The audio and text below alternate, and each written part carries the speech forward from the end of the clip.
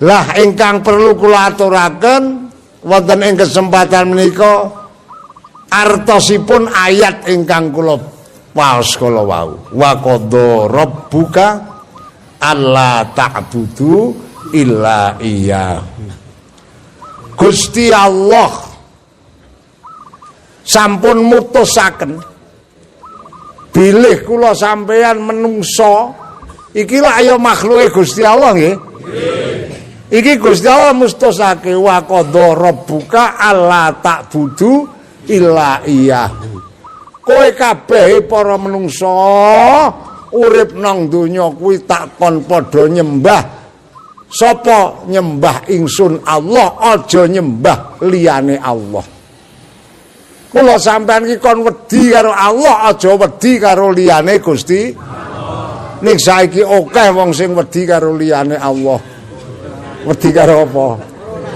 Nah, dene ngerti. Mula tak elekke. Ya. Saking wedine karo corona malah wani karo Gusti Allah. Leres mboten? Ada ninggal masjide. Perkara masjid digembok atau ora ki mbuh ora ngerti. Ha ning nyatane wong Gusti Allah le dawuh kowe kabeh ki do gawe masjid, ayo diramekke masjide. Innama ya'muru masajidallahi man amana. Sing duwe kewajiban makmurke masjid, ngramekke masjid kanggo ibadah ki ya wong-wong sing padha iman. Wong-wong sing padha jumenake salat. Ha saiki nek wong sing do iman do jumenengke salat, lek salat nang omahe dhewe-dhewe iki lak jenenge ora wedi karo Gusti Allah. Iki wong ya rene kok. Ya. Tak eleke. Leres. Iki dawuhe Allah, kula sampean ki urip nang alam donya kon do nyembah Gusti Allah. Aja nyembah liyane Gusti Allah. Kon do wedi karo Gusti Allah. Aja wedi karo liyane Gusti Allah. Iki monggo diangen-angen sing tenan. Sakwise kula sampean do nyembah Allah, do maring Allah, ibadah maring Allah, isih ana gandengane apa? Wabil walidaini ihsana. Nek kula sampean iki lahir nang alam donya iki ana sing dadi lantaran sapa? Bapak karo mbok. Nggih napa mboten? Niki kula panjenengan nyembah karo Allah. Iki karo Gusti Allah diperintah kon kudu bekti karo bapak mbokne. Aja nganti kula sampean iki dadi anak kok karo wong tuwa kok ora bekti. Masyaallah. Anak wedok lho ki. Dundang karo mbokne. Wong mbokne ki wong pancen wis tuwa. Kok kadoanke ngundang. Nok, ngapa? Kuwi disauri ngono kuwi mbokne ki dilare ora krungu wong pancen wis rada budhe wis tuwa. Diundang meneh, "Nok, ngapa?"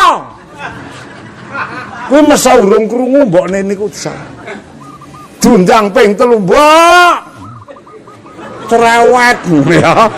Lek semahur ki malah diundang, "No, cerewet." Iki mbok anake sapa iki? Kaya ngoten niku nuwun sewu. Nek nganti ana anak kok karo wong tuwa kok ngono cerewet ki, wah, masyaallah. Engko nek mati siksane abot lho yu. Nek ora ngandel teruske. Niki wong Allah le dawuh wabil walidaini ihsana karo wong tuwa kon gawe arep. Malah ngantos Allah le mari dawuh ki detail banget. Detail ngerti? Aku ya ora ngerti. Ngantos didetailaken.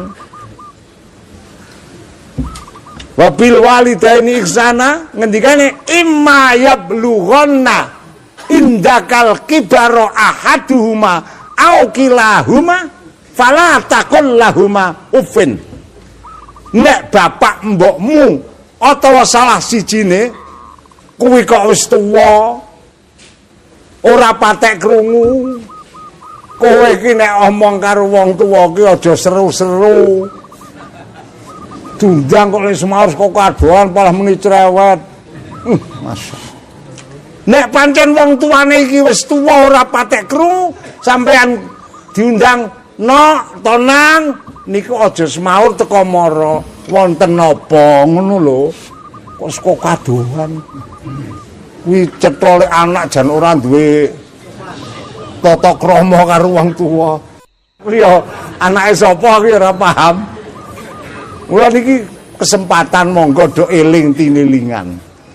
Liwat pengajian niki kula sampeyan lek do ngaji diriteni, lek ngibadah ditekuni, lek wedi karo Allah diprayogakake, lek bekti nyang wong tuwa ya dieling-eling, aja ditinggal. Ha nek wong tuane jeh urip, luwe-luwe jeh dadi siji sak omah. Kuwi kula sampeyan sebagai anak nek duwe apa-apa kula sampeyan iki aja kesusu mangan dhisik. Ngono. Nek arep mangan dhisik wong tuane iki dipintake sik. Apa dipadhar apa ora ning kewajibane anak kaya ngoten niku. Lah kok malah tuku oleh-oleh kok mengpangan wong loro jajan. Golek mangan nang kamar. Wis marah-marahke mantune kuwi. Wong tuane miwrohi kulite walah dul. Ngono kuwi sono akhirat siksane abot tenan. Estu niku. Gusti Allah le dawuh ora kon ngono kuwi. Mula kula wonten ing kesempatan niki ora kok nyeneni ora mengelekke mbok menawa sampeyan lali wong winginane kae tuku oleh-oleh ya. Iya ora. Meneng wae Mbah, ketak kandhani anakmu kuwi ya. Niki dawuhe Allah kaya ngoten. Nek wong tuwa isih urip monggo dibekteni sak derajat sak aja nyuwara keras. Kalau wong tuwa kok ngono iki hus ngono ki wah dosa gedhe tenan. Estu niku mboten pikantuk. Arep piye-piye kula sampeyan nek didukani wong tuwa ya tetep sing salah niku teko diakoni kula sampeyan. Senajan jane nek cara diteliti kok wong tuwa ki sing salah ning sampeyan ora kena nyalahke wong tuwa. Tetep ngakoni pancen aku sing iki insyaallah kula sampeyan iso sadar kok ngono iki tetep oleh pengapurane Allah. Amin. Ha nek bapakne mbokne wis mati. Iki lek mbekteni priye? Kula kemutan hadis zaman Kanjeng Nabi sampun lenggah wonten Madinah niku wonten sahabat ingkang sowan matur Kanjeng Nabi badhe matur apa panjenengan dawuh kula tiyang menungso niki kandha bekti karo bapak mbok. Iya wajib le bekti. Ha Gusti Allah ya dawuh anak wajib bekti wong tuwa. Ingkang balik badhe kula aturaken Kanjeng Nabi priye menawi bapak biyung kula sampun pejah kula niki tasih kewajiban bekteni napa mboten. Niki nek bapakne mbokne iki wis mati kula niki tasih kewajiban bekti napa mboten. Niki le takon sahabat niku ngoten. Kanjeng Nabi niku le jawab keras niku. Ijeh muni ngono. Ora muni ijeh ngono, ijeh. Akrana sahabat niki sing matur niki pancen urung ngerti. Carane mbekteni wong tuwa sing wis mati iki priye urung ngerti, matur. Lah carane mbekteni tiyang sepuh ingkang sampun pejah menawa kados pundi Kanjeng Nabi? Kanjeng Nabi le dawuh, nek kowe menangi janazahe wong tuamu, kowe melu ngupakara. Awit ngedusi, ngulesi, nyolati, ngiring nang kuburan, syukur-syukur sing lebokke loangan wong tuamu kowe anak lanang. Niki dawuhe Nabi. Kaya ngoten niku tenggen kula dereng mlaku Kang. Mbok nek nggon sampean. Ha nek wong tuane sing mati malah anake ribut golek kertas. Golek pulpen terus nulis. Pas nulis uki Kang ngundang tanggane kuwi. Jono namine. Aku njaluk tulung. Terus pundi? kono kowe tak kongkon nang Beran. Ngabari sedulurku lanang kae domongi nek bapak mati pemakaman engko jam 2 awan. Engko nek bar saka Beran pindah nang Jurit. Nang Pak Lurah Manten. Ngabari kono nek bapak mati engko pemakaman jam 2. Wis wabeh sing dikabari niku wis do rawuh. Anake lanang ki jan urung apa-apa. Nganti tekan mayit niki wis digonong kuburan kok anake kok ya ora melu apa-apa, malah ribut nemoni dayoh. Nganti tekan dimakamke iki ora berbuat apa-apa. Kita pikir orang ngerti karo dawuh Nabi. Nah ya kaya ngono ki ya apik monggo aku. Apike kena musibah eling sedulur ki ya apik ya. Angge to nggih. Ngabar-ngabari sedulur ya ayo apik. Ora mung trimo apik tambah pinter barang. Ha pinter apa? Pinter adol badange wong tuwa. Ah la ilaha illallah. Ah wong Kanjeng Nabi lek dawuh ora kok ngono kuwi kok.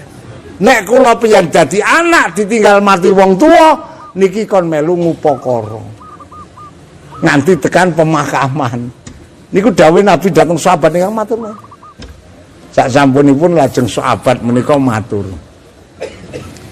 Anek upaminipun kula menika mboten meningi awit kula menika tinggal mati tiyang sepuh tasih alit dereng emut atawa kula ditinggal mati tiyang sepuh kula wonten papan ingkang tebih mboten saged wangsul. Niki dos pundi Kanjeng Nabi oleh kula mbekteni. Ayo nek pancen kaya ngono ya kowe sedekah diwehke sapa kono fakir miskin tangga teparuh atimu niat ingsun sedekah ganjarane tak kirimke bapak simbok sing wis do mati niku kenging ngaten ha ora mang tahlil barang teko sedekah niku.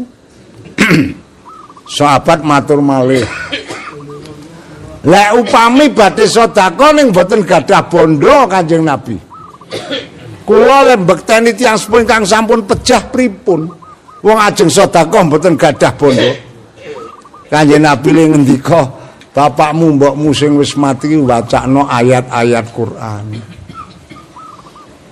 Syukur 30 juz waca katamke. Ya. Wah, mboten kiat. Ayo surat Yasin. Kedawan, ayat kursi. Nggih kedawan. Ayo wacake surat Ikhlas. Mboten apal. Nek pancen wong Islam kok mbekteni wong tuane maca surat Ikhlas kok ora apal, kuwi pancen tandane pancen wis kudu diwacake surat Ikhlas wong. Iya ta ya? Lha niki Kanjeng Nabi sing dawuh kok mbekteni wong tuwa sing wis mati ora nganggo sedekah nganggo diwacake napa? Surat Ikhlas. Sahabat matur upami Kanjeng Nabi mboten kuwasa maos ayat-ayat Quran. Ayo bapakmu mbokmu sing wis mati kuwi kok bektenono diwacake nganggo kalimah thayyibah. Tahlil. Bapakmu mbokmu tahlil. Upami mboten kuwasa tahlil Kanjeng Nabi. Kula takon kok jan grendel iki. Aku tak angen-angen ya ndak ya ana to ya wong-wong Islam kok maca la ilaha illallah kok ra iso kira ana apa ora ya Kang? Ana apa ora yu? Ora ana ya. Ini kok takokke karo sahabat niki lho. Lek mboten kuwasa maca la ilaha illallah Kanjeng Nabi. Wah tak angen-angen ku ya jan dawa tenan iki. Jebulane kok ya pancen ana to. Wong Islam niku ora iso maca la ilaha illallah. Ana apa bisu? Ayo mulane ditakokno karo sahabat niki. Kanjeng Nabi akhire lek ngendika, nek mboten kuwasa maca la ilaha illallah pripun Kanjeng Nabi? Ayo bapakmu mbokmu sing wis mati iki jaluke ngapura dosane maring Allah. Ya Allah Gusti, mugi panjenengan paring pangapura dosa kula lan dosane bapak biyung kula ingkang sampun ngono kuwi ya ora iso nah. Jan masyaallah. Wong anak mung muni ngono kok ora iso. Ha iya nek mbokne bapakne lek mati iki ora tertinggal babar pisan. Ha wong mati ya tertinggal to. Ah, masyaallah. Ninggali omah gelem nganggoni. Ana apa ora? Sing nganggoni omah tinggalane wong tuwa. Ninggali sawah gelem maculi. Iya apa ora? Ninggali Tegal gelem ngedol.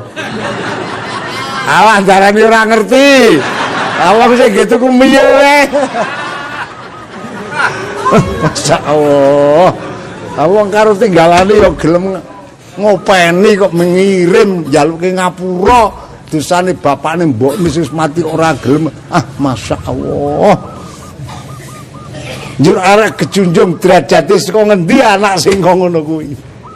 Mula monggo kanthi wontenipun pepanggihan pengajian pendak Selasa, muga-muga kula sampeyan iki dikersaki karo Allah, dadiya wong sing dikasihi Gusti Allah.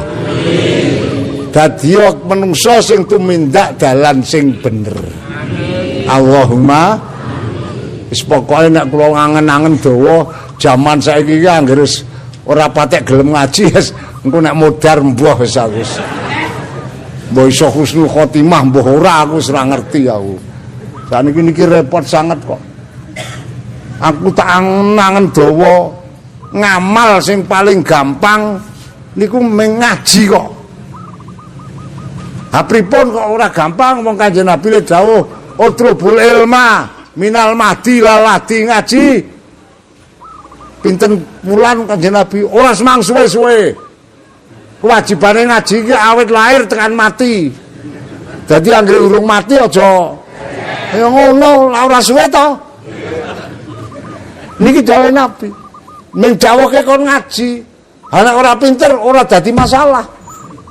Wong Kanjeng Nabi le dawuh kowe ngaji sampai pinter mboten ngoten kok. Ngaji awit lahir tekan mati. Soal ora pinter niki mboten urusane kula sampean. Dadi ngaji ki ora pinter ki ora urusane sing mulang, ora urusane sing ngaji. Urusane sing ngecet lombok. Sapa? Lah iya kok derane apa? Kula sampeyan iki nuwun sewu lho, Kang. Anggere isih gelem ngaji ngeten iki. Salat kula sampeyan ki senajan ora bener, mengko nek nang ngersane Allah ki didangu iso alasan. Kowe salat nggih, ngopo salatmu ora pecus? Aku lho niku nggih pancen dereng patos saged to Gusti ning lak ya tasih cok ngaji. Dene kula niki tasih ngaji. Salate mboten pecus kok mboten tapi nggih monggo nyemanggaaken Gusti Allah mesuk akhire melasi kok. Ya wis ora pecus ki tak tampa nggih jecok ngaji. Engko iki salahe lek ngaji ki cok ngantukan ya. Mesane ya oleh ngapura terus senajan ngantukan. Ah masyaallah. Dadi tak angen-angen urip nang alam donya ki nek ora gelem ngaji pancen jan ino tenan. Nang akhirat iki engko urung ngasih tekan akhirat. Kayak nang alam kubur iki pun getune ora ilang-ilang niku nek ora tau gelem ngaji. Estu niku. Kan iki yo ngaji ngeten. Ha wong ngaji ngeten iki nek cara Mbah Kyai Asy'ari kan mbiyen gak rawuh rene bar sedane bapak lak tau rawuh mriki Selasa takon tak suwuni berkah. Mbah niki dinten Selasa mangke ngaos teng masjid. Mbah oh ya engko aku lebar ngaji tak jarang bapakmu ya nggih. Kula niku jari sekali kan sampean wis lali. Singirane Mbah Asy'ari niku kula jagalingan tekan seprene. Wong kula ya melu nunggoni. Paling penak ngajine wong tuwa. Ora pokok apa-apa. Jajal sampean pokok apa to niku. Nggih, niki Mbah Asy'ari. Angger padha gelem tek sangune bokong karo angger wis tekan kene jagong grok lendean merem kae. Wong tuwa oleh ngaji ora pokok apa. Ngono kok tetep oleh pengapurane Allah, masyaallah. Mulane nek kula sampean iki ora gelem ngaji, tuna tenan. Luwih-luwih sakniki niki masyaallah. Awit mangsa corona iki akeh pengajian sing do prei. Leres napa mboten? Selapanan do leren. Mujahadahan leren. Niki termasuk coba kagem kula panjenengan lho. digrogoti imane saka sithik ora krasa. Nggih napa mboten? Mula nek ora ditelateni lek do ngaji kula mangih kuwatos nek nganti iman kula panjenengan iki digrogoti saka sithik njur tekan mati imane ora gegawa. Naudzubillah summa naudzubillah. Kabeh do donga dinunga ya Pak ya. Khususe ahli jamaah Selasan tak dongak-dongake slamet. Ora ketabrak corona. Allahumma dene sing mati ora corona dikoronake meno ora salahe sing mati. Lah iya bener ya. Ayo jane ora corona ning dikoronake ya suweh salahe sing nggih mboten. Ning nek kula gadah keyakinan selagi nek kula panjenengan iki tetep dedhepe karo Allah bakal direksa karo Gusti Allah. Kabeh paring ana slamet. Kula panjen nuwun sewu. Pirang-pirang kesuk iki didhayuhi wong wae. Wenane nika ana tentara teko tenggen kula. Esuk-esuk niku. Bar omong-omong Mbah Kyai ngopo Pak tentara kula. Kula niki kalian rencang-rencang nembe nyetel HP pas ngajine Mbah Kyai teng masjid. Aku nggon bab apa? Mbah Kyai ngendika ngoten niku kula jan cocok menika. Aku nggon bab priye? Aku ya ngono to. Nika lho Mbah. Sapa sing nutup masjid? Nutup musala iki engko nek Gusti Allah ora ridho nek nganti dibendoni karo Allah, Allah ki nek paring bendu karo menungso ora pandang bulu. Ora peduli presiden, ora peduli jenderal, ora peduli pejabat, nek bendoni karo Gusti Allah urung rampung jabatane setruk aku lak muni ngono ya. Ngono kuwi digatheke. Mengenane esuk ning tentara tenggen kula. Ha terus ngopo? Alhamdulillah sakniki musala lingkungan ngen kula dibuka sedaya, Mbah. La ilaha illallah. Kula niku jan cocok, Mbah. Cocok lak kowe ya sing ora cocok ya ono. Ning kula lak ora ndongake ya, Pak ya. Ora ndongake setruk to kuwi, ming ngomongke. Lah ngono to. Nek dibendu karo Gusti Allah ki ora pandang lak rasa mboten. Ora pandang bulu ki tegese ora ndelok wonge presiden Paudi ora ngerti. Nek panjen dibendu ya arek bae stroke gampang kok. Nggih mboten. Lah mulane monggo. Kula iki bola-bali anggere ono dayung ngomongke niku wae. Nek ngono aku iki wong tuwa lho ya. Ning kok ora diprotes ngono lho. Mboten diprotes kula. Sesuk aja omong ngono meneh Mbah Kyai ora muni ngono niku. Dadi kula anggere jekelingan ya teko arek omong. Kula niate namung ngemutaken dhateng awak kula ki ambak kok. Ana wong-wong ki ora dibalekke mentale njur keweden malah do ngedoi langgar masjid ayo sing tuna ayo sampeyan dhewe ta ya. Nggih napa mboten? Ora sapa-sapa sing tuna niku kula panjenengan sing do ngedoi. Mengko lek ngedoi iki mergo wedi. Wong ana sing medeni. Iya ora kan? Mula monggo. Kula winginane niku omong-omongan karo kiai glendeng Pak Jokowi. Tak pikir-pikir Pak Presiden ki ya ora adil meni ngono. Nggawe aturan kok mengrungokke saka suarane dokter. Jane nek arek nggawe aturan PPKM ngene iki ya sing dirungokke suarane wong-wong ora mung dokter tok. Ya kiai barange suarane rungokke. Engko mesko dokter tok ya akhire ditutup masjidene ya. Niki ana sing kaya ngoten niku. Ane ya luweh Pak Kiai kuwi karepe dhewe ngono. Resikune ditanggung dhewe, urusane kok karo Gusti Allah. Awake dhewe ya pokoke ngaji ngono wae. Kula ngoten. Mila saking menawa monggo awake dhewe ndedonga karo Allah aja leren-leren. Samaae ditrateni, mujahadahe ditekuni, wiridane diajegake, penuwunan karo Allah, kejaba nyuwun slamet donya akhirat lan nyuwun muga-muga coba menika enggal dipun ilangi. Corona men lek ilang, lek kula sampean lek edo ngibadahke bisa istiqomah.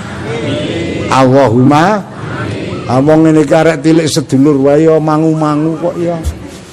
Dasar nek sing adoh engko nang dalan dicegat takoke surat vaksin. Nek ora nggo surat vaksin bali ra oleh. Ya ora. Wis vaksin apa urung nganggo e? Kula niku tak rungo-rungoke iki kepiye kok saiki kok malah sing divaksin wong tua-tua sing wis arek mati. Mandang bayi-bayi kok saiki ora do diimunisasi ya. Ora yu. Masya Allah, ambuh arek kepiye ora ngerti. Saking menika monggo awake dhewe sebagai masyarakat Islam aja leren-leren lendhet donga maring Allah. Muga-muga coba menika enggal dipun ilangi dening Gusti. Bab sing bisa ngilangi coba menika namung Gusti Allah. Menungso ora iso apa-apa. Leres saking menika muga-muga ingkang kula aturaken pikantuk ridane Allah. Bisa manfaati dhateng kula panjenengan sedaya, manfaat dunya, manfaat akhirat Allah. Ana pangandikan an-nikmatu idza syukirat qarrat wa idza kuffirat farrat. Nikmat niku nek disyukuri karo Gusti Allah arek diparengake tetep kepara mundak tambah. Niku nikmat apa wae nek disyukuri niku karo Allah arep diparingi tetep lan kepara diparingi mundak. Nanging nikmat kok dikufuri yakni ora disyukuri niku mangke nikmat niku bakal minggat. Farot niku maknane minggat. Minggat niku napa to? Lunga ora omong gitu. Nggih nggih. Cara anak lunga ora pamit iki jenenge napa? Ayo ta Kang. Dadi nikmat niku nek mboten disyukuri, dikufuri mangke lunga niku. Ha sing contone sing gampang ngeten. Kula sampeyan diparingi awak waras ki nikmat apa ora Kang? Dadi kewarasane awak ki nikmat nggih. Oh iya jenenge awak ki nek waras ki arep kepiye-kepiye tetep kepenak kok. Madang ya teko doyan. Wong waras kok. Turu ya teko. Nggih nggih. Ning kewarasan niki nek kula sampean kok ora disyukuri. Lah ora disyukuri piye wong nisbate awake waras. Jamaah ya ora tau mangkat. Awake waras, mujahadah ya ora tau mangkat. Ngaji ya ora tau. Niki naminipun kula sampeyan nek anggere awak waras ki ora gawe nglakoni ibadah ki jenengane kufur. Ngufuri nikmate Allah. Wis kasarane tembung awak waras ora tau ge ngaji titeni nek modar ngono. Mesti ditagih karo Gusti Allah kok. Iki bakal ditagih kewarasanmu gek nang alam donya ora tau ge mangkat ngaji ge golek ndase apa. Niki mangke kula sampeyan mlebu kubur ditakoni kok niku. Masyaallah. Kula tak angen-angen ya ngaji teko modal iki modal niat. Bismillahirrahmanirrahim niat ingsun ngaji golek ridane Allah. Soal pinter atau ora urusane kula sampean. Pinter atau ora iku urusane sing ngecet Lombok. Sapa? Nggih to nggih. Lah ya ana ta wong ki ngaji ning ora mundak pintere. Dia tetep bodoh ana apa ora, Kang? Niku ora masalah. Kula njur kelingan cerita zamane Imam Abu Hanifah niku rumiyin ana wong lek ngaji karo Imam Abu Hanifah niku wis kadung rada tuwa. Umure niku wis 40 tahun niku gak lekas ngaji. Tapi ora tau leren ngajine niku. Ngaji karo Imam Abu Hanifah ki 80 tahun ora tau leren. Nanging kok maca Fatihah ora hafal jajal. Jajal. Ya jan masyaallah to niku. Ha mandang wis tuwa niku dilah dicoba lara. Bareng lara kok saya ngasek terus anake lanang didang nang dalem kowe tak kongkon kono sowan nang nggon guruku sinten Pak? Mbah Kiai Abu Hanifah. Ya wonten napa? Ya kono kowe pokoke sepisan ngabari nek aku lara ping pindho aku disuwunke berkah. Muga-muga nek arek mari ya enggal diparingi mari men iso ngaji meneh, nek pancen arek ditimbali ya muga-muga diparingi mati husnul khotimah. Kuwi jaluke pendonga ngono. Njur ping telune kowe nembunga karo Mbah Kiai nek aku kuwi arep kepengin apa agemane Mbah Kiai iki diparingke aku, wis apa sing arep diparingke ora aku ora ngarani. Serban yo arep, kemejan yo arep, sarung yo arep, kathok cawet wae arep. Wis pokoke apa agemane Mbah Kiai aku supaya diparingi. Ah terus tenan anake lanang sowan. Matur Mbah Kiai pisan silaturahim ping kalih pun utus bapak. Ana apa nang?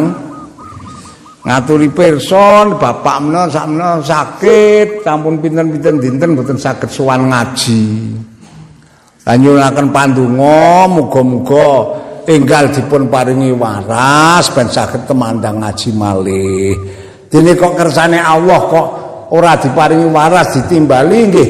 Muga-muga paring ana pecah kanthi husnul khotimah. Niku suwunipun bapak pendonga dhateng jenengan ngaten. Oh iya. Kaping 3-nipun Mbah Kiai, bapak menika kok badhe nyuwun njaluk apa? Nggih agemanipun Mbah Kiai menika napa mawon mboten ngarani. Badhe pun suwun agemanipun Mbah Kiai. Ha apa ya nang aku nek dijaluk klambine mung siji ke. Aku lek ngaji blejek. Lah Kiai Abu Hanifah niku sandangan niku ora tau serep. Sarung ya mung siji nek tak weke aku ya udah. Priye ya wis ngene wae nang nggih. Aku nek pakaian wong pancen mung sak lembar saiki nganu wae ya. Kae lulang wedhus sing tak pranti geslemek tak genjagong nek ngaji kae wae. Nek tiyang kiai mbiyen ki jagongane iki slemeke lak lulang wedhus wong urung ana sepon kok Kang jaman niku. Kae wae nggih matur nuwun Mbah Kiai wis go bali. Kan omah matur karo bapake Pak, kula pun sowan Mbah Kiai Abu Hanifah, pun apa kersane bapak mun kulaturke, ingkang penuwunanipun bapak menika badhe nyuwun ageman ning Mbah Kiai mboten kagungan namung setunggal. Niki lanjur pun paringi lulang wedhus sing cok dilenggahi nek dong Mbah Kiai mulang ngaji nika. Ya wis ora apa-apa matur nuwun. Sekene gorene. Karena bocah-bocah kumpulke kabeh aku tak wasiat. Putrane kumpulke kabeh. Terus ngendika, anak-anak kabeh ya aku ki sajak elek lara wis ora kena darep-arep marine. Wong ya umur ya wis rada oke. Karo lara niku lek omong lak ya rada menggeh-menggeh to. Iki engko nek menawa aku ditimbali nang ngarsane Allah, engko nek aku dikubur nang luwangan kubur iki lulang wedhus lek maringi Mbah Kiai Abu Hanifah ki melu dipendhem jejerke aku. Enten napa to Pak kok semang lulang wedhus melu dipendhem? Kowe ora semang takon iki urusane aku karo malaikat muni ngono. Dadi dirahasiake niku. Nggih. Dilalah mboten dangu sedo niku tiyang niku. Sing lek ngaji wis suwe Fatihah ora tayang sampean lumayan. Lek ngaji mung 8 dina pisan Fatihah mesok apa ya. Oh iki 80 tahun ya. Akhire mati. Bareng mati dikubur lulang wedhus niki asli. Baru rampung tinggal balik kabeh karo wong. Tiang niki nang luwangan kubur ki ambakan dirawuhi malaikat mungkar nakir. Wong pancen bodho ditakoni marrobuka cara Jawane sapa pangeranmu niku lek jawab nggih ora iso mengko kula niki santrine Mbah Kiai Abu Hanifah. Wong ditakoni sapa pangeranmu kula niki santrine Mbah Kiai Abu Hanifah. Wis jawabane ki mung ngono kuwi ditakoni agamamu apa-apa pokoke kula niki santrine Mbah Kiai Abu Hanifah. Akhirnya nek sampean kurang percaya malaikat niki lurang wedhus niki buktine. Lurange wedhus iki diangkat diudohke malaikat. Malaikat kok bingung to niku. Akhire balik ora sida nakoni matur Gusti Allah, "Pripun nika Gusti? Priye? Abdi panjenengan nika tak takoni marabbuka wa man nabiyuka wa malah ngudohi lurang wedhus niku." Lek jawab niku kuwi santrine Abu Hanif. Ngono ya kersane Gusti Allah. Malaikat dalem kawulaku kae wis ora usah takoni. Ngaten Gusti Allah. Kae ke pancen tak kodar goblok. Lek ngaji ora tau leren ning pancen tak kodar bodho. Kae ngaji 80 tahun Fatihah ora hafal. Wis ben ora semang dikapak-kapake teko wae papan sing kepenak. Sebab dheweke iki ahli ngaji dadal kuwi. Bodho niku kok ahli ngaji. Tetep nang kubure diparingi kubur sing penak. Ngono kok kon ngaji ora mangkat mung mergo wedi corona. Jan wis mudar kowe iki Kang. Nggih oke. Iki tak titeni wong sing wedi corona ora tau ngaji wis rada ana karo tengah taun ki ora ketok ya. Monggo wae jek urip niku. Wong kula ngertine ya ora tak bedhekke. Ku mung mergo wedi corona. Masyaallah. Iki engko nek mati rugi tenan, tuna tenan lho Kang. Estu niku. Coba kok ya. Kok malah kula sampean malah wedi corona malah ninggal kewajiban lek ngaji ayo malah sing rugi nggih kula sampean. Mila monggo. Awake dhewe ditlateni lek ngaji mbuh corona mbuh ora pokoke mangsane ngaji ya teko ngaji ngoten mawon nggih. Luwih-luwih kula nu tak rasak-rasake pancen PPKM sing terakhir iki jan kaya mencekam tenan kok. Menungso jan teko do gila kok ya Kang. Insyaallah. Pertama mulai tanggal 3 Juli diterapke tekan tanggal 20. Durung sampai tekan tanggal 20 karo Sri Mulyani diperpanjang. Lagi apa ya? Tekan tanggal 26 Juli. Akhirnya tanggal 26 Juli diperpanjang karo Pak Jokowi tanggal 2 Agustus. Tanggal 2 Agustus wingi wis rampung karo Pak Jokowi perpanjang meneh tekan tanggal 9. Jadi PPKM iki wis tekan Senin teko. Ngono kok ya do wedi masyaallah. Wong ming kaya ngono kok do wedi lho. Apa anggepe engko nek nang kuburan iku ora dhewean cengar-cengir takoni malaikat terus. Mula monggo lah kula ngajak dateng sederek kula sedaya. Masa mangsane jamaah teko jamaah ora semang wedi corona. Mangsane ngaji ya teko ngaji. Niki kiai-kiai iki do prihatin. Kula ajeng mangkat niki Pak Kiai Mudrik niku lha utusan lari. Pak Kiai Mudrik Garjo. Utusan lari kalih sing panggilan kula. Sanjang Mbah napa? Kula diutus Pak Kiai Mudrik napa? Pak Kiai Mudrik nu sanget-sanget prihatos. Mrehatosaken kawon tenan kados pundi. Kok tiyang nu do wedi. Rasane ana corona iku tambah wedine. Lek do nang masjid ya rada berkurang, lek ngaji ya do ora patek mangkat. Nah terus iki kersane Pak Kiai Mudrik menika badhe ngawontenaken mujahadah maos kitab Bukhari. Ayo nek aku wong tua dipamiti kono ya manut wae matuk wae ning kersane Mbah Kiai Mudrik niki mangke ingkang imamipun Simbah aku. Soale ingkang dipun pandang tuwa niku Simbah, tuwa gabuk kok. Mboten pokoke niki mangke kedah Simbah. Arek kapan kuwi? Insyaallah benjak malam Senin tanggal 7 Suro. Anggone nang ndi? Pak Kiai Mudrik nderek panjenengan, Mbah. Ajeng teng Garjo monggo, ajeng teng Dawung monggo, ajeng teng mriki monggo. Ha wong njaluk kok malah manut ki priye? Nggih pokoke Pak Mbah Kiai Mudrik sepisan nyuwun masalah panggenan kang nemtokaken Simbah, terus masalah imam mangke kedah Simbah. Lah aku payah dadi wong tuwa malah diwehi beban. Kula terus teko. Ya wis engko ngene wae, nggone nang kene. Nek aku njaluk terus pundi, Mbah? Sing diundang kudu cah santri pondok, sebab nek wong desa sing ora tau maca Bukhari, engko kon mujadah maca Bukhari mung diwalik tok ora waca aku. Lan aku di penjaluk nek pancen wis niat mujadah maca kitab Bukhari kudu khatam. Nggih Mbah, derek kuwi paling ora kudu nekake bocah 300-an. Iki paling ora. Nek kurang saka 300 engko ya iso katam ning sewengi aku. Wong cah siji lek maca jatahe 2 koras kok. Maca 2 koras iki nek wong sing ora tau durung tau ngaji Bukhari ora tayeng, Kang. Leres sampeyan. Terus alhamdulillah kalau wau sampun rebakan dados insyaallah benjang malam Senin tanggal 7 Suro niki mapanipun wonten mriki. Sampeyan arep melu ya ora apa-apa, melu-melu tahlilane ngono lho. Niku kerjane Pak Kyai Mudrik niku mrihatosaken supados kawontenan iki enggal pulih wong ki ora do keweden. Leres napa mboten? Ampun nang ndi-ndi ki tak rungok-rungokke wong karo corona jan wedi tenan kok. Nggih nggih. Ana pengeterapan PPKM niki kula tak rungok-rungokke wong ki jan wedi tenan.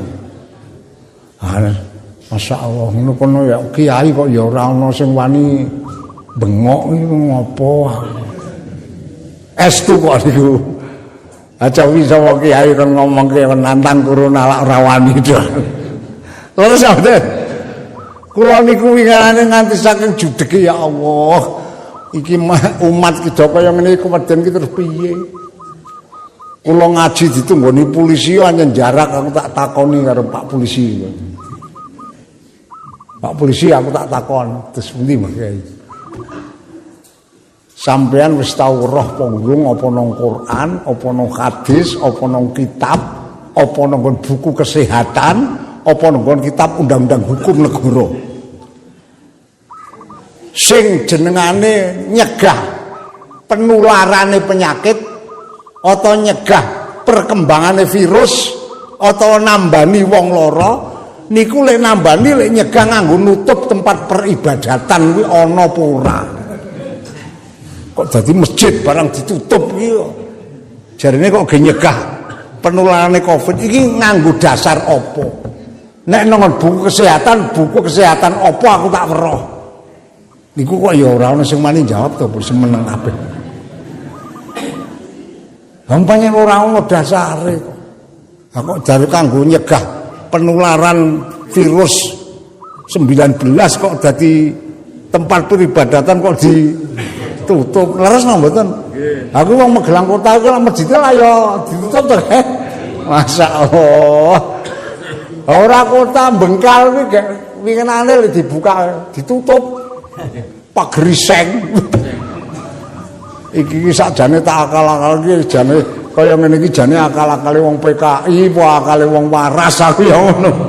Wong nyegah penularan virus kok dadi nutup tempat peribadatan iki masyaallah. Mula kula sampean kabeh monggo ditlateni lek do DDP karo Allah nyuwun muga-muga coba ingkang kaya ngaten iki enggal diilangi. Allahumma ben masyarakat iso tenang lek ngaji ya iso tenang, lek ibadah iso tenang, lek nyambut gawe ya iso tenang. Nggih napa nggih? Ha iki ana kaya ngene iki sing susah pedagang kaki lima kuwi lho. Ha jajal dodol kok mung dikai wektu 2 jam. Jam 6 tekan jam 8. Ha sing jajan ki wong pira? Kadang-kadang urung nganti lekas dodol gak dibuka, gak ditata. Sing arep ngono wis diparani Satpol PP. Dagangane diangkut nggo montor. Ayo arep piye? Aku njur mikir winginane weruhku. Kaeke sakjane Satpol PP apa garong. Aku ya ngono. Terus napa mboten? Ayo ana Satpol PP aku ya wani muni kok ndereni apa aku weruh kok. Lho niki kaya ngeten iki kawontenan ingkang cobi ingkang awrat. Mila kula ngajak dateng sederek kula sedaya monggo awake dhewe pokoke aja leren-leren le do ngaji, aja leren-leren le jamaah. Insyaallah mengko ditulungi karo Allah. Nek kula sampeyan lek ngaji do leren le jamaah do leren mujahadah ya leren ayo wis. Engko kepara tekan imane barang melu leren kuwi. Nek mun imane leren ya wis aja ngarep-arep slamet nang akhirat. Niki ingkang paling afrat cobi ingkang nek nganti iman kula panjenengan mati ora gegawa niku ingkang afrat. Mila ngutip ngendikanipun Imam Abul Hasan As-Sadzili paring pangendikan ngeten. Khoslatun wahidatun tuhbitul a'mal wala yatanabbahu katsirun minan nas wa hiya sukhtul abdi ala qadaillah. Ana perkara siji ngendikane Imam Abul Hasan As-Sadzili iki sing bisa ngleburake ngamal bagus sing wis dilakoni dadi ilang kabeh. Merga perkara siji. Napa? Panjenenganipun dawuh ya kuwi wong sing ora gelem nampa karo qadhae Gusti Allah. Padane sing gampang. Wong dadi wong lanang ki lak ya qadhae Gusti Allah to kan? Nggih napa nggih? Sampeyan dadi wong lanang ki sing ngutus sapa? Apa usul sampeyan mbiyen? Gusti kula dadekke wong lanang ngoten. Mbokne sampean ya ora usul. Berarti sampean dadi lanang sing ngodhok sapa? Gusti Allah. Wong wedok ya ngono, sampean dadi wedok iki lah ya qadhae Allah ta. Bapakne sampean ya ora usul ta. Ya Allah Gusti muga-muga anak kula niki metu lanang ora muni ngono. Niki metu wedok ora. Dadi wong iki dikodar dadi wong lanang ya qadare Allah, dadi wong wedok ya qadare Gusti. Lah sing jenenge wong ora nrimo kodhok niku nisbate wong lanang wis dikodhok dadi wong lanang. Wah kok malah kadang-kadang gresula. Wah paling kepenake dadi wong wedok. Dadi wong lanang ke makani. Tanggung jawab. Ha iki lak jenenge ora nrimo kodhok niku. Nggih napa mboten? Sing wong wedok ya ngono. Wah paling kepenake dadi wong lanang. Wong wedok iki rubet. Pendasasi batal. Iki jenengane wong ora nrimo qadar qadake Allah. Ha ngono kuwi kula sampean glendengan ora nampa qadare Allah kuwi dadi amal kebagusan sing wis dilakoni iki ilang kabeh. Dadi upama lebar glendengan kok mati, kula sampean mati blas ora duwe amal kebagusan Bapak. Mila saking menika monggo awake dhewe dikodar kaya ngapa karo Allah ki muga-muga iso diparingi sabar nrimo. Katakanlah kula sampean karo Allah dikodar melarat. Melarat iki ya kodare Allah ta ya. Nek ditarene ndak gelem, ora gelem. Kang kowe tak dadekke melarat gelem mesti ora gelem. Nek Gusti Allah ki maring kodar. Menungso ki ana sing dikodar sugih, ana sing dikodar melarat. Lah niki monggo sing dikodar melarat muga-muga iso nrimo nampa kodare Allah. Sing dikodar sugih ya muga-muga iso nampa kodare Allah. Pun nisbate wong dikodar melarat iki bisa sabar, bisa nahan, bisa meper. Niku naminipun sabar. Lah nek wong dikodar sugih isane dheweke iki nrimo kodare Allah. Dheweke dadi wong sugih iki gelem lomo, gelem sedekah, gelem weweh karo wong sing ora duwe niki naminipun nrimo kodare Allah. Dadi nek wong sugih ning medhit iki ora nrimo kodar. Mung dilumpuh-lumpuhke bandane titene kok modiar ora diblegi bandane. Piye nggih? Wong bondo iki sing dilumpuh-lumpuhke iki sok nang kono iki dadi memolo ya. Nek ora ditanjake sing bener-bener. Niki setunggal kula sampean monggo do nderek apa dawuh Syekh Abul Hasan As-Sadzili muga-muga do bisa nrimo nampa maring qadar qadake Gusti. Sing dikodar dadi wong lanang ya muga-muga iso netepi hake le dadi wong lanang. Sing dikodar dadi wong wedok muga-muga iso netepi le dadi hake qadare dadi wong. Terus beliau paling dawuh malih ana meneh hasanatani la yadurru ma'ahuma katsirus sayiat ana rong perkara kebagusan loro iki sing ora bisa dikalahke nganggo kealan pirang-pirang apa ingkang panjenenganipun ngendikaken siji wong kuwi nek gelem ridho nrimo qadar qadhae Gusti Allah dikodar dadi wong melarat ya alhamdulillah Gusti Allah ngersakake aku dadi wong melarat muga-muga aku iso dadi wong sabar ora nyolong senajan melarat kepengin ning ora nganti nyolong meper niki lak naminipun sabar wong kadang-kadang wong iki nek muni kepengin ngono ya ora kuat ngempet ya nggih nggih winginane kae to Kang gek ngarit kae panas-panas sing dilalane nang Tegal kae weruh gandul kuningnya wis sapa aku ngelak kok teko kepengin ora nembung ora apa ana gandul rezeki nomplok ha iki jenenge wong ora sabar wong nyolong kok nggih mboten dadi mapake kesabaran niku pancen yo ora gampang. Ingkang nomor kalih inggih menika la yatazahzaul abdu anin nar illa in kaffa jawari'ahu an maksiatillah.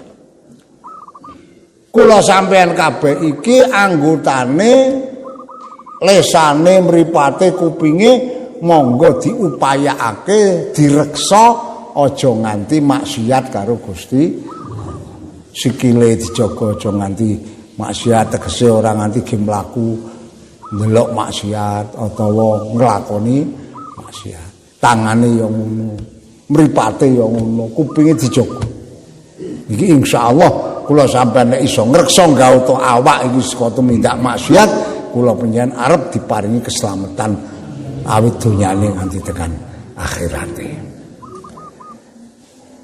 Lan mugi panjenenganipun Imam Abul Hasan As-Sadili ndawuhaken idza saqula dzikru ala lisanika wa kathura lahu fi maqalika bambasatatil jawari'u fi shahawatika wan sadda babal fikrah fi masalihika fa'lam anna dzalika min a'dhami auzarika aw liqauni iradatin nifaq fi qalbika. Menungso kuwi kadang-kadang tok dicoba apa lesan iki ge zikir abot leres ge maca Quran ya abot ge zikir ya abot nek ge glendeng kadang-kadang lesan tak dicoba ngoten. Leres mboten? Nek ge muring-muring muni sak karepe kok ya ora abot. Niki coba lho, Kang. Dadi kula sampean ku duwe lesan kadang-kadang dicoba. Kok kapan lesan ki ge gawe zikir kok abot? Nek gawe anggur-angguran omong nganggur, ngomong glendeng atau gawe muring kok teko enteng. Awak iki ge mangkat ngaji jan abot ge mangkat jamaah ya nek krungu swara bendhe kok jan terus mangkat iki ha niki nek kaya ngoten niku awak jenengane dicoba niku ha nek ampun kaya ngoten niku cara ngendikane sapa Imam Abul Hasan As-Sadili kapan wong ki lesane ge zikir wis abot, awake gitu mandang ibadah wis abot, atine ge angen-angen akhirat ya wis ora tekan. Ha niki ngertoso beliau ngendikaken ya kaya ngono kuwi merga saking okehe dosane awak. Nomor lorone kejaba akeh dosane mergo atimu kuwi wis rada ana titik-titike munafik. Medeni niku.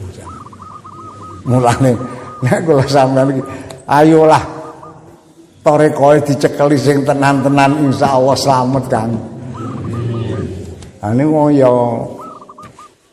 ana wong sing dipeno ora mang tarekoh-tarekohan tawi masu. Ayo wis monggo andum slamet wis. Kula menawa estu sing jenengane tarekah niki teng ati kula niku namung ora ana tujuan sanes ming kejaba kula niku tujuane ming arep kepengin supaya oleh ridane Allah.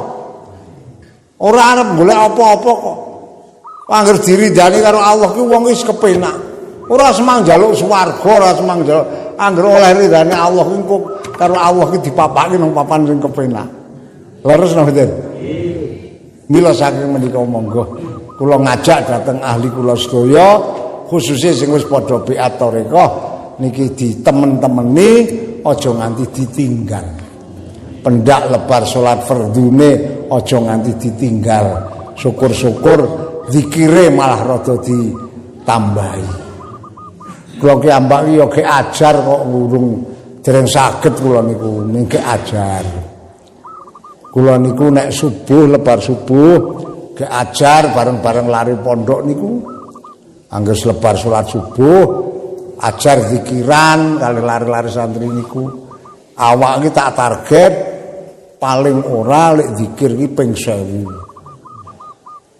Kadang-kadang tekan karo 3000, kadang-kadang 2000 ning sing paling ora iki kudu ping 1000 niku pendak esuk lebar subuh niku kula niati yo ge ajar ngajari awak kula bareng-bareng karo cah-cah pondok niku. Kok jebulane kok ya abot niku Kang. Hae wong awake dhewe awak diajari. Bengi barane kula niku nggih ya ge ajar lek tangi.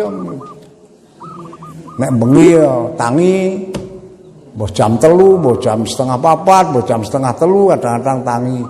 Terus awak kita ajari, jo awak mbok ajar salat. Wong kowe iki lek turu wis pirang-pirang jam. Niki alhamdulillah kula ya iki ora pamer aku mung ngomongke lek ngajari awak kula lho. Dene sampean arengan ngandhake pamer ya luweh aku ning niat kula mboten pamer. Kula niku ngajari awak. Kula niki pun rada sauntara tak ajari awak nek bengi nek tangi terus wudu tak ge salat. Mboten kathah kula lek salat. Ming salat iki ming tahajud 4 rakaat. Terus salat tobat 4 rakaat. Ditambah salat mutlak 4 rakaat. Terus ditambah salat hajat 12 rakaat. Dadi sak majelis niku lek salat 24 rakaat. Ngono lho.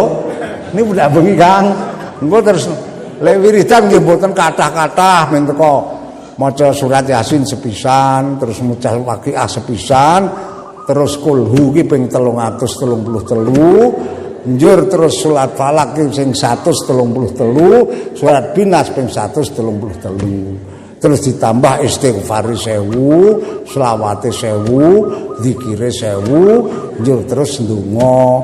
Engko pas manjing subuh. Engko wis manjing subuh terus lebar azan salat fajar 2 rakaat. Iku gek tak ajari kula gek ngajari awak. Nek sampean arep melu ajar ya ayo. Ya. Kula niate namung ngajari awak kok. Ah, masyaallah. Jebulane awak iki nek ora diajari ya ora mapan-mapan nggih nggih nggih. Kabeh wau orang pengarep-arep apa-apa sing diarep-arep namung ridane Gusti derek kula sedaya wong ahli selapanan tarekah menika diparing ana pitulung lan pituduhe Gusti Allah. Saya teman ndak dina muga-muga diparingna bisa mundhak ngibadahi. Ben bisa tambah sangu-sangune sing arep digawe. Mangke sowan mangersane Gusti Allah bisa diparingi sangu sing cukup. Allahumma wis kuwi wae Kang wae ditlateni. Ning pokoke kula men njaluk aja nganti ditinggal tarekohe. Insyaallah kula gadah keyakinan kok. Angger sampean ki lek miritke tarekoh ki tekan ati tenan nalika zikir la ilaha illallah. Niku ati melu zikir tak jamin wis tekan. Ora kelakon sampean kena corona. Kuwi jaminane Gusti Allah kok kuwi. Tenang niku. Ane wong kadang-kadang lek zikir sing zikir cacat tok. Lek la ilaha illallah ane wong atine nyak-nyakan. Terus napa ten? Iki sing angel niku teng mriku niku. Diajari kula sampean iki lesane muni la ilaha illallah ning atine iki ya barengi lesan ya muni la ilaha illallah niku sing marakake arep dadi slamet sakabehane. Imane ya diparingi slamet, awake ya diparingi slamet. Iki mila monggo pisan malih dateng sederek kula sedaya warga thariqah. Njuh awake dhewe bareng-bareng do nyadong ridane Allah kanthi tata cara nekuni le padha ibadah sak derajat sak pangkate. Nggih. Wis wae padha donga dinunga paring ana umur sing barokah. Kula niku nek bicara umur ya noleh-noleh ya meri aku Kang. Ah wong sing sak jajare kula wis do ditimbali kok urung. Mulane monggo awake dhewe sing jada diparingi umur muga-muga umur iki diparingi umur sing barokah. Dadi kasarane umur sing turahan iki muga-muga iso ditanjakake kanggo nambah-nambahi golek sangu sing arep digawe sowan nang ngersane Allah Subhanahu wa taala. Umate Kanjeng Nabi kula sampeyan niki kabeh lan liya-liyane niku benjang teng dinten kiamat niku mate Kanjeng Nabi arep diponto dadi telung pantan. Diponto dadi telung ya lanang wedok kuwi ana telung pantan. Saben sak pantan kuwi ya ana lanange ana wedoke ngoten lho. Lah ngendikanipun wonten ing mriki Sulusu yadkhulunal jannata bi ghairi hisab. Pantan pertelon sing pertama umate Kanjeng Nabi digawa nang dina kiamat ditangekake saka kubur terus langsung dilebokke swarga tanpa hisab. Sampeyan arep melu apa ora? Melu apa ora? Kudu ndaftarke bal saiki. Nek arep kepengin mlebu swarga tanpa hisab kudu ndaftarke. Mbon ngertos tempat pendaftarane. Aku urung ngerti iki piye. Ndaftarke apa ora? Mlebu swarga tanpa hisab. Ndaftarke. Wis weruh tempat pendaftarane. Tenggen kula. Ya, mengko dong teko nang omah, daftarke. Insyaallah nek sampean tekan ngen kula, tersanjang Mbah Solihun, kula ajeng kepengin daftar mlebu swarga tanpa hisab, langsung tak jawab insyaallah ora iso. Aku ya ngono. Wong jenenge mlebu swarga tanpa hisab iki ora gampang kok. Nggih napa nggih?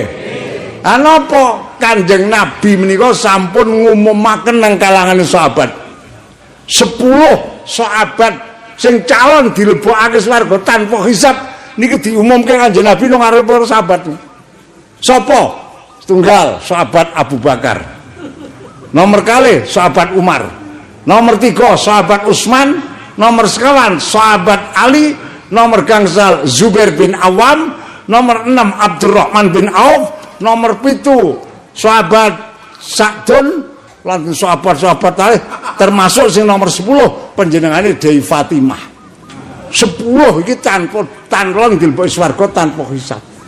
Nek sampeyan iso nirokake ngamale salah sejine wong 10 iki iso mlebu swarga tanpa hisab. Ning nek ora iso aja ngarep-arep. Wah iki ora baen-baen lho. Tak contohke sing gampil mawon. Sayyidina Umar niku tiyang kerase mboten lumrah. Cara kene galake pol. Nalika Sayyidina Umar niku dereng mlebet Islam, saking galake saben krungu ana wong kok adzan parani nang masjid niku.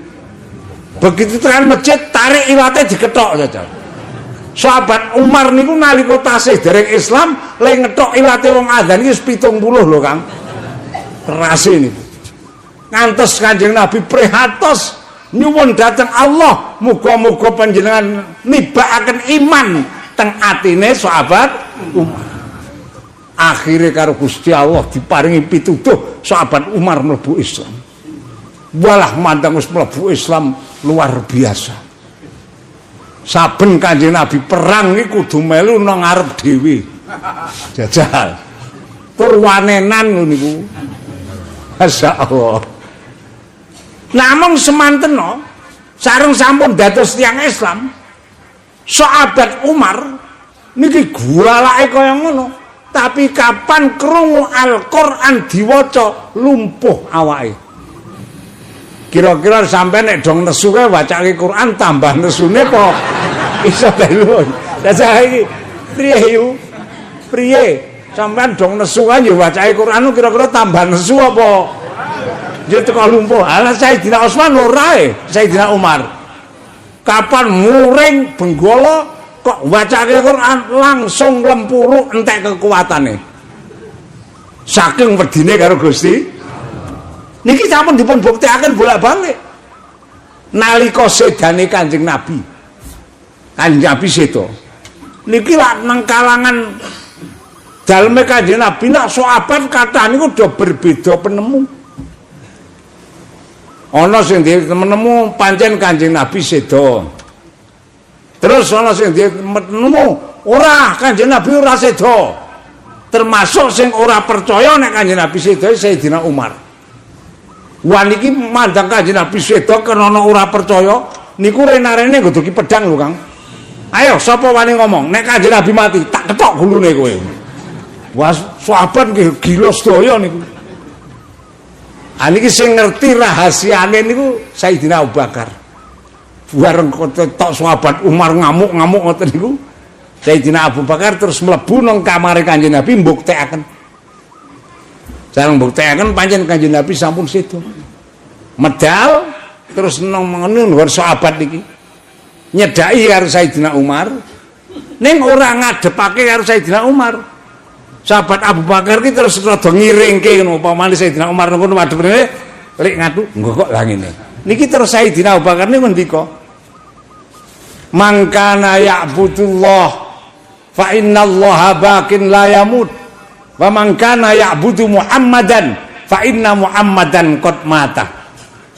Terus maca ayat Allah wa ma Muhammadun illa rasul qad khalat min qablihi rusul afa in mata au qutilan qalabtum ala aqabikum wa may yanqalib ala aqibihi fala yadurrullaha syai'a wa sayajzillahu syakirin.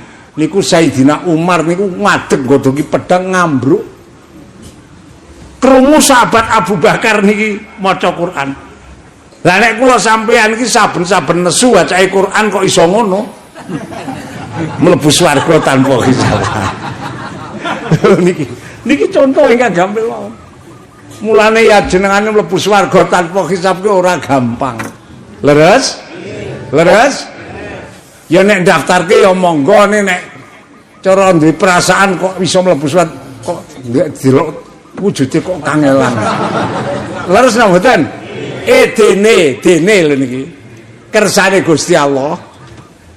Wong tiang-tiang sing mlebu swarga tanpa hisab niki mangke karo Allah diparingi kemurahan. Apa? Dikon golek kanca saben wong siji kon ngejak wong 70.000. Saben wong siji kon ngejak kanca 70.000 sing mlebu swarga tanpa mbok menawa nek kula sampean ana kenalane. Ya, justru nang kono ketemu sampean iki kok dijak iki kira-kira iso mlebu swarga tanpa Masya Allah, jebulane kok ya rekoso temen ya Kang ya. Leres boten? Lho niki digendikake teng mriku. Sulusu yadkhulunal jannata bi ghairi hisab. Sak pertelon umat Nabi calon dilebokke swarga tanpa lah terus malih nabi dzunubihim wa khotoyahum fayughfaru lahum.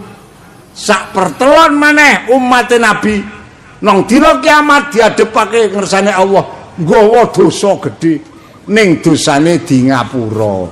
Ha niki nek sampean daftar insyaallah ketampa. Wis saiki aku tak takon wis wong wedok-wedok yu. Ndek dosa apa ora kowe? Sing meneng wae.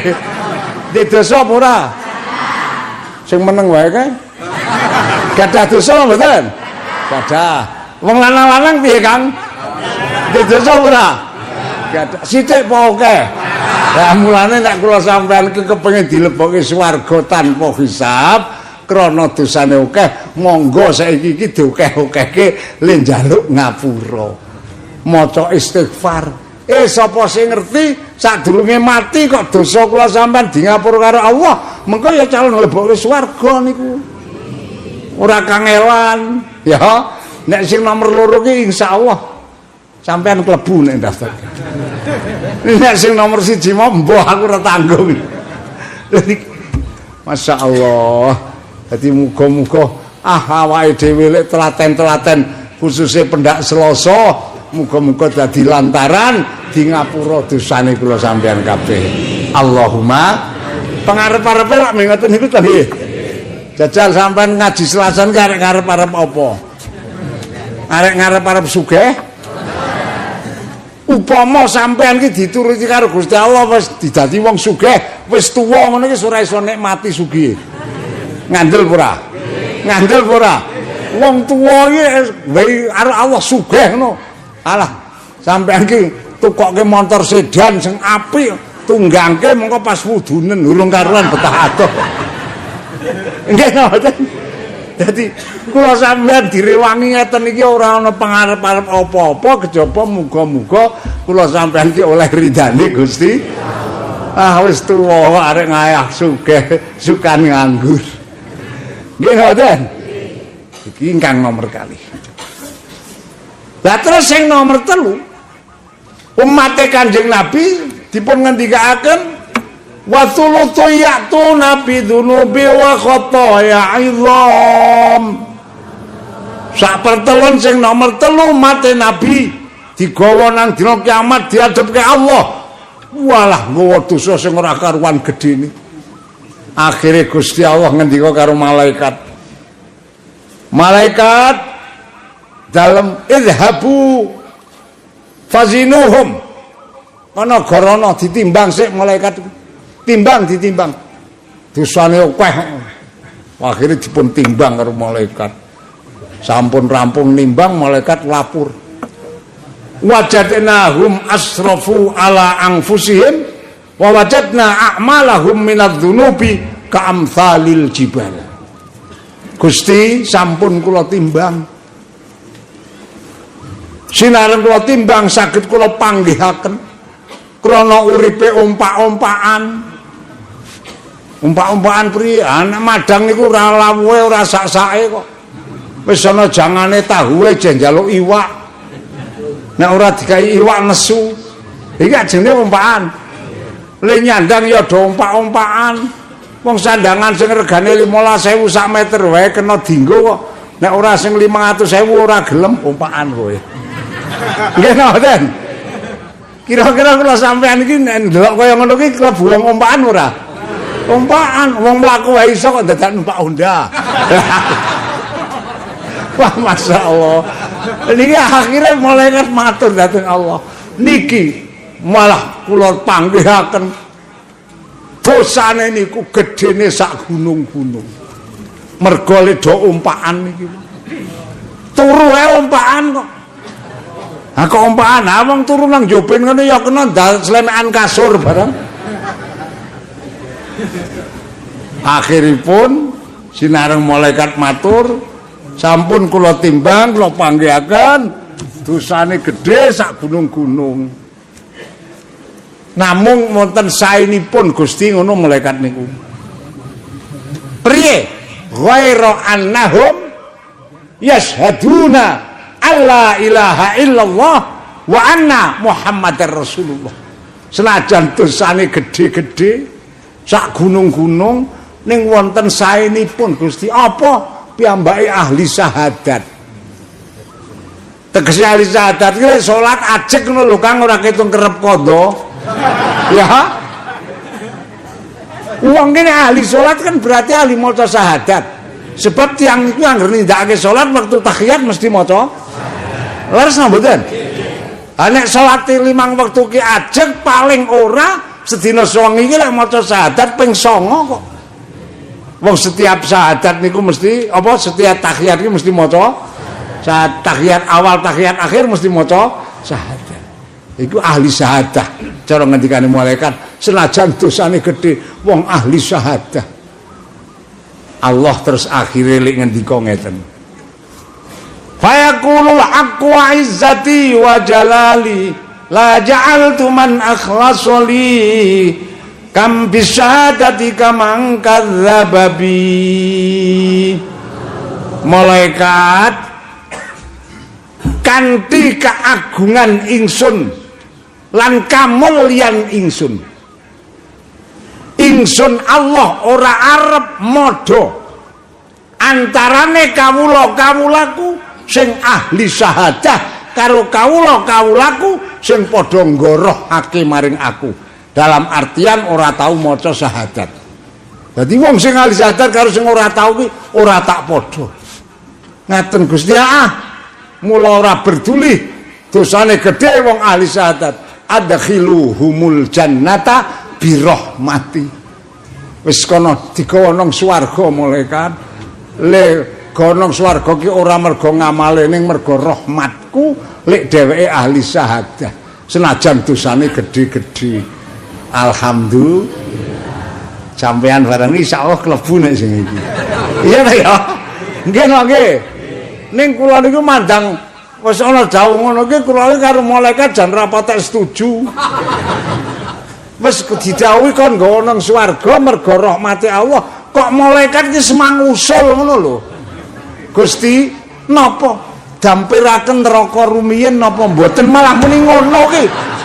Ah Gusti Allah ya akhire ya teko wong dat maha welas asih ayo dampirke wong dosane. Aduh tobat. Ya ora mang suwe-suwe 100 tahun wae. Aduh. Masya Allah. Ning sampean tak aturi prisa sing mantep ya. Senajan dobong nang neraka ning ki rahasia. Aja ngomong ki tenan niki ya.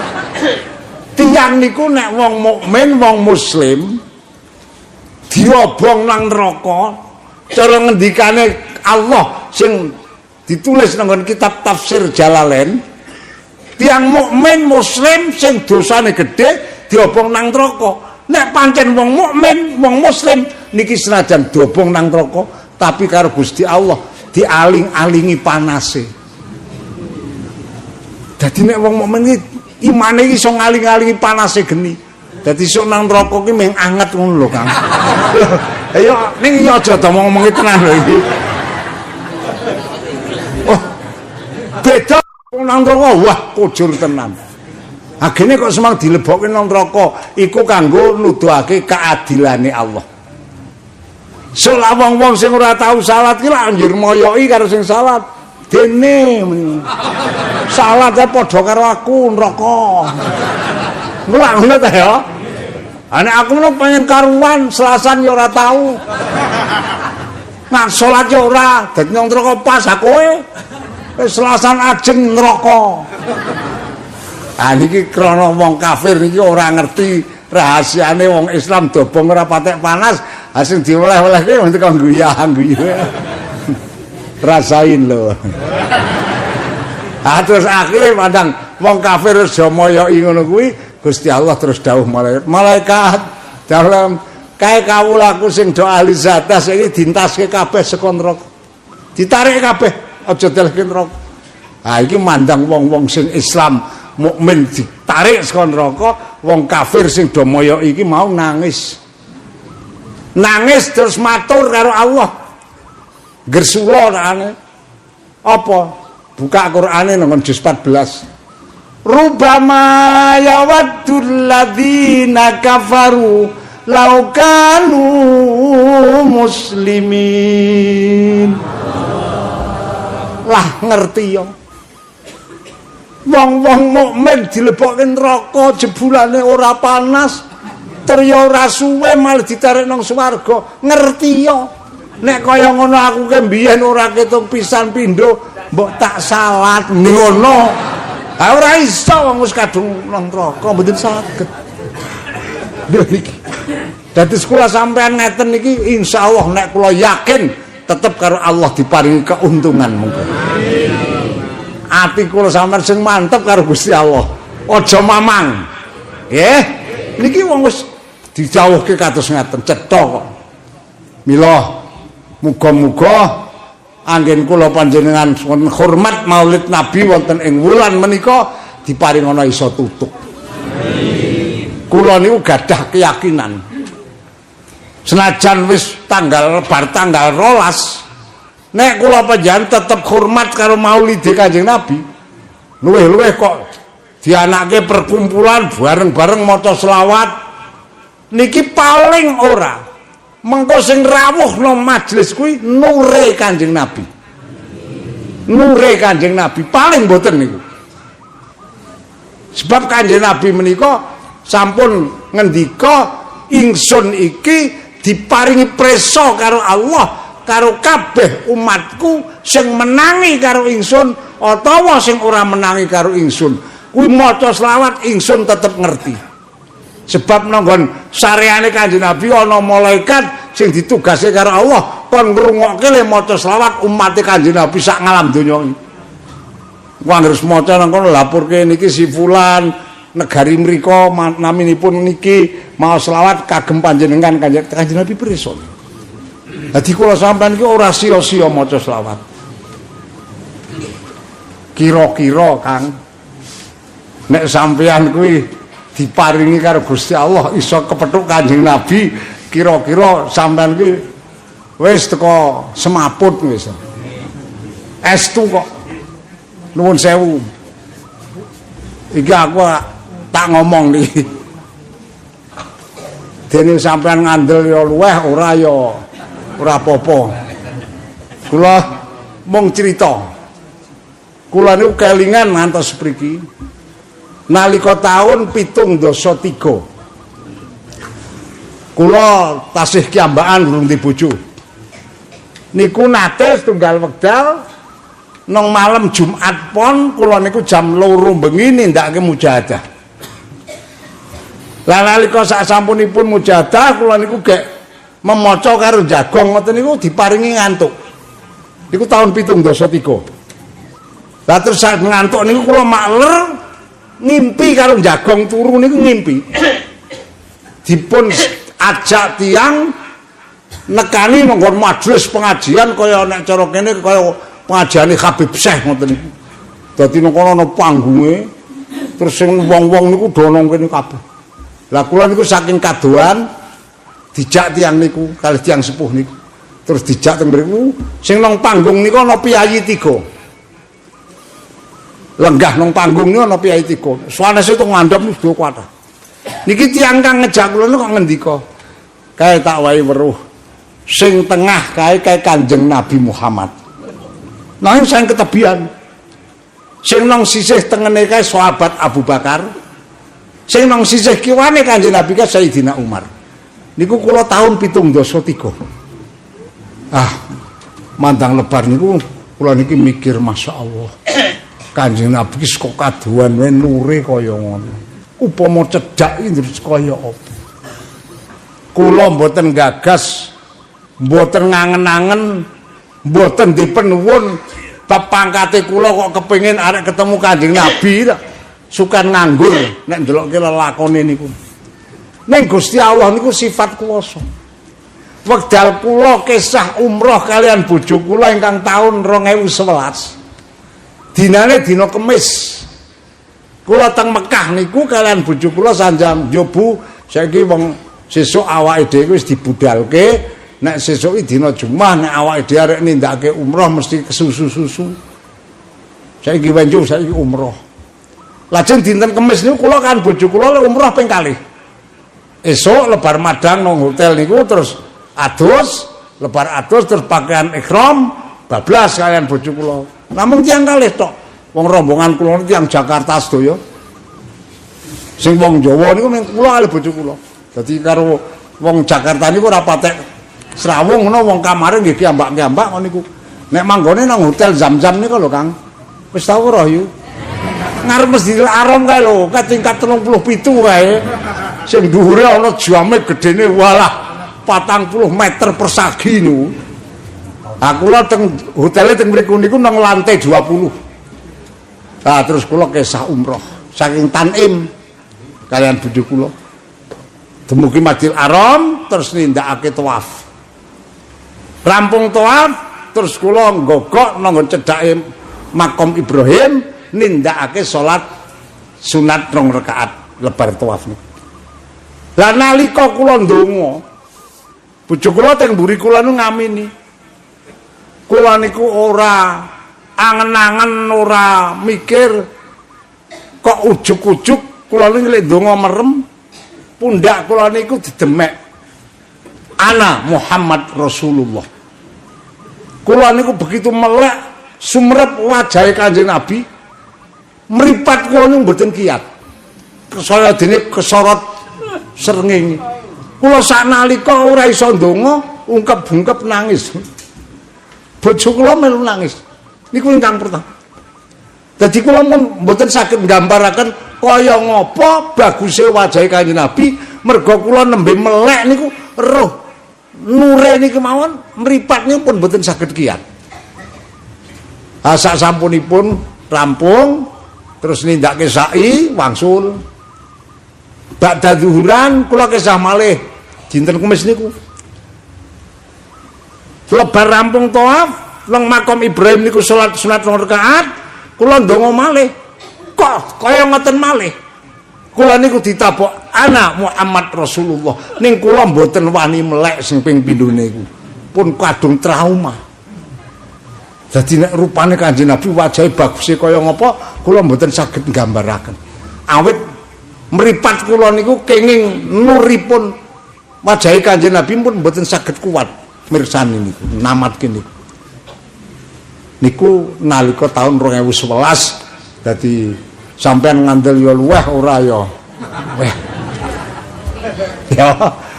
Niku pertama kula ngimpi roh Kanjeng Nabi tahun 73. Terus ping pindho niku ora ngimpi melek niku waktu umroh niku tahun 2011 niku berarti pirang tahun ya, Kang? Suwe. Wah, Masya Allah. Sak lebare niku kula niku dadi kaya wong kentir. Jadi tingak-tinguk niku mbuh priye akale niku rada kaya wah niku. Wah, Masya Allah. Kula niku bola-bali nggambarake mendah besok nang dina kiamat wong ki nek iso cedhak karo Kanjeng Nabi kaya ngapa bunga. Mila saking menika monggo kula ngajak dateng jamaah sedaya pupung Syekh menangi wulan Maulud monggo diokeh-okehke leda maca selawat. Luwih-luwih selawat sing tak ulangke sampean winginane gek Selasa kae. Do kelingan to kae ya. Allahumma sholli ala sayyidina Muhammadin wa Adama wa Nuhin wa Ibrahima wa Musa wa Isa wa ma bainahum minan nabiyina wal mursalina sholawatullahi wa salamuhu alaihim ajmain. Niku nek diwaca ping 3 sampean diganjar padha karo maca kitab Dalailul Khairat katam sepisan. Mongko dalail ki ngemot 12.000 selawat. Dadi cara kasarane sampean maca selawat niku ping 3 padha karo ganjarane maca selawat ping 12.000. Niki pupung Syekh menangi sasi mulut monggo niku diokeh-okehke insyaallah kula panjenengan mengko nang ngersane Allah arep disyafaati karo Kanjeng Nabi Muhammad sallallahu alaihi wasallam. Allahumma